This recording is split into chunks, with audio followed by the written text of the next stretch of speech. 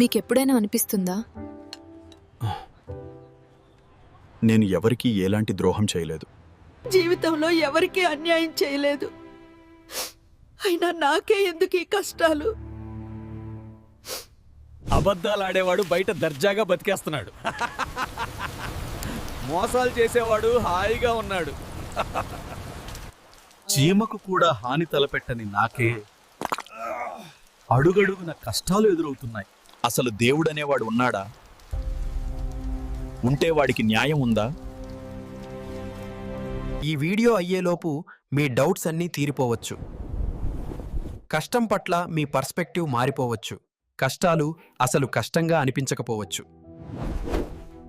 ప్రపంచాన్ని చూసే యాంగిల్ మారిపోతుంది. సిద్ధంగా ఉన్నారా?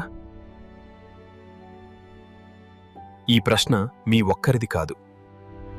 యుగయుగాలుగా చాలా మందిని వేధించిన ప్రశ్న. ధర్మం కోసం బతికిన ప్రతి గుండెలో రగిలే ప్రశ్న. ఆఖరికి భీష్ముడికి కూడా ఇలాంటి డౌటే వచ్చింది. ఒక్కసారి కురుక్షేత్ర రణభూమికి వెళ్దాం. కురుక్షేత్ర రణభూమి భీయంకరంగా ఉంది. భీష్ముడు అంపశయ్య మీద ఉన్నాడు. ఆయన పడుతున్న నరకం మామూలుది కాదు. శరీరం నిండా బాణాలు. ఆయన జీవితం మొత్తం త్యాగాలమయం. కదిలితే ప్రాణం పోయేంత పరిస్థితి. అలాంటి మహాత్ముడికి ఇంతటి కష్టమేంటి? పుణ్యకాలం కోసం ఆయన వెయిట్ చేస్తున్నారు. దీని వెనుకున్న కర్మరహస్యం మనకు అందదు.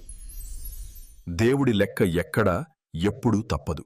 సంఘటన వింటే దేవుడి మీద కోపం పోతుంది. యుద్ధం ముగిసింది. అంతా నిశ్శబ్దం. గద్దలు, రాబందులు శవాలను పీక్కు తిన్నాయి. ఆ శవాల మధ్య భీష్ముడు పడుకొని ఉన్నాడు. వందలాది బాణాలు శరీరాన్ని దూసుకుపోయాయి. ప్రతి ఊపిరి ఒక యుద్ధంలా ఉంది. ప్రతి క్షణం ఒక నరకంలా ఉంది. అప్పుడు అక్కడికి శ్రీకృష్ణుడు వచ్చాడు.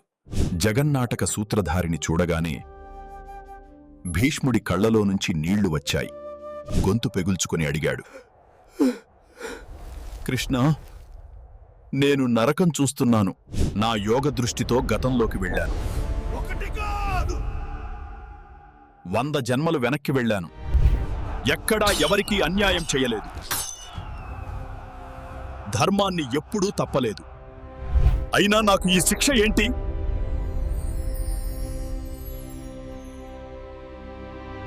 తాత, నువ్వు 100 జన్మల దగ్గరే ఆగిపోయావు. ఇంకొంచెం వెనక్కి వెళ్ళి 101వ జన్మను చూడు.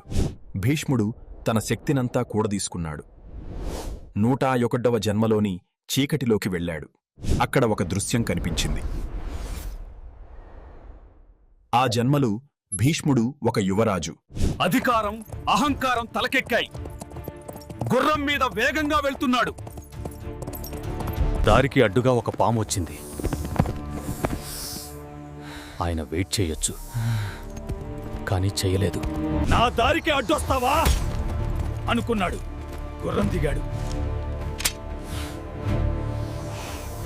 ఆ బాణతో పామును పైకి లేపాడు. పక్కనే ఉన్న ముళ్ల పొదల్లోకి విసిరేశాడు. ఖచ్చితంగా ఉంటుందో చూడండి. పాము బయటికి రావడానికి ప్రయత్నిస్తోంది. తల ఎత్తితే పైన ముళ్ళు కుచ్చుకుంటోంది. తల దించితే కింద ముళ్ళు కుచ్చుకుంటోంది. అది బయటికి రాలేక నరకం అనుభవించింది. ఇప్పుడు కురుక్షేత్రం వైపు రండి. తల ఎత్తుదామంటే మెడలో బాణం ఉంది. పక్కకు తిరుగుదామంటే భుజంలో బాణం ఉంది. పాము ఎలా పడిందో ఈయన అలాగే పడ్డాడు. ప్రకృతికి ఏది ఇస్తే అదే వస్తుంది. పువ్విస్తే పువ్వు, ముల్లిస్తే ముల్లు. భీష్ముడికిప్పుడు అంతా అర్థమైంది. కానీ కృష్ణ, 100 జన్మలు ఎందుకు ఆగింది? దేవుడు నిద్రపోయాడా అని అడిగాడు. తాత, కర్మ వెయిట్ చేస్తుంది. నువ్వు చేసిన పుణ్యం ఒక కవచంలా మారింది. ఆ పుణ్యం వల్ల పాపం నిన్ను తాకలేకపోయింది. కానీ ఆ కవచం ఎప్పుడు పగిలిందో తెలుసా? నిండు సభలో ద్రౌపది అవమానానికి గురైనప్పుడు, దుశ్శాసనుడు ఆమెను ఈడ్చుకు వచ్చినప్పుడు, తాత కాపాడండి. నేను సింహాసనానికి కట్టుబడి ఉన్నాను. ఆమె కళ్ళలో ఆవేదన అగ్నిజ్వాలగా మారింది. నీ 100 జన్మల పుణ్య కవచం ముక్కలైంది. అన్యాయాన్ని చూస్తూ మౌనంగా ఉండటం పాపం. నీ మౌనం పాపానికి తలుపులు తెరిచింది. Now fear is gone in Bhishma. తాత, ఇది శిక్ష కాదు, శుద్ధి. బంగారం మెరవాలంటే కాలాల్సిందే. నీ ఆత్మ కంటిన మరక తుడుచుకుపోతోంది. నీ లెక్క ఈ రోజుతో సరిపోయింది. కృష్ణ, నా భారాన్ని దించేశావు. ఆయన ప్రశాంతంగా కళ్ళు మూశారు. మనం తెలియక చేసే తప్పుల సంగతి ఏంటి? ప్రకృతి వాటికి ఎలా రియాక్ట్ అవుతుంది? మాండవ్య మహర్షి కథ వింటే క్లారిటీ వస్తుంది. ఈయన చీమకు కూడా హాని చెయ్యని గొప్ప ఋషి. దొంగలు రాజు సొమ్మును ఆశ్రమంలో దాచారు.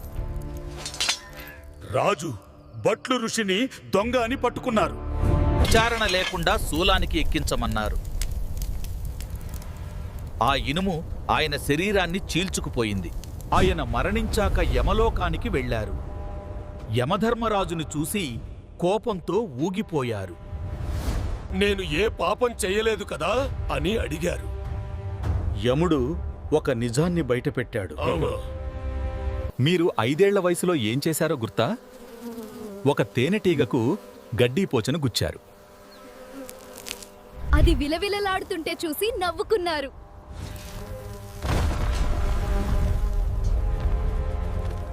కర్మ అనేది ఒక బ్యాంక్ అకౌంట్ లాంటిది.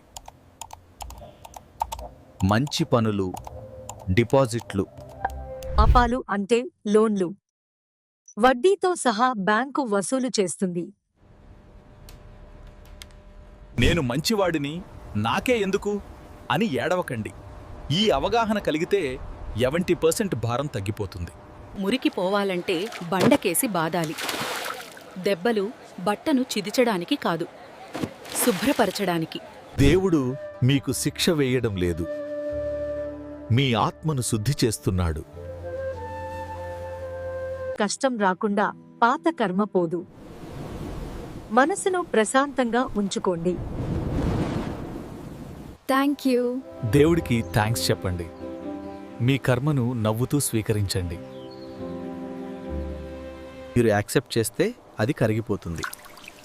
కామెంట్స్లో జై శ్రీకృష్ణ అని టైప్ చేయండి. మీ ఫ్రెండ్స్కి షేర్ చేయండి.